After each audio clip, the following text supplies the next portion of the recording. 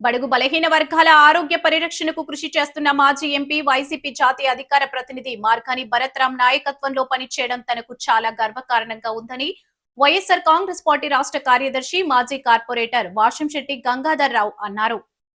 స్థానిక కృష్ణనగర్లో VV gardens లో మార్కాని భరత్రాం ఆధ్వర్యంలో రాష్ట్రంలోని పేరెన్నికన్నా, కాంటినెంటల్, జిఎస్ఎల్, వాసన్ ఐకేర్ వంటి ఆసుపత్రుల నుంచి ప్రత్యేక వైద్య నిపుణులను తీసుకొచ్చి ఉచిత మెగా వైద్య శిబిరం నిర్వహించి పేదల ఆరోగ్య పరిరక్షణ పట్ల చిత్తశుద్ధి చాటుకున్నారని కృతజ్ఞతలు తెలిపారు. వైద్య శిబిరం వేదిక వద్ద మాజీ ఎంపీ మార్కాని భరత్రాం పుట్టినరోజు జరుపుకుంటున్న సందర్భంగా వైసీపీ అన్ని విభాగాల నాయకులు, రాష్ట్ర కార్యదర్శి వాషంశెట్టి గంగాధర్ రావు ఆధ్వర్యంలో భారీ గజమాలతో ఆయనకు జన్మదిన శుభాకాంక్షలు తెలిపారు. రాజ్యసభ సభ్యులు పిల్లి సుభాష్ చంద్రబోస్, పిల్లి సూర్యప్రకాష్,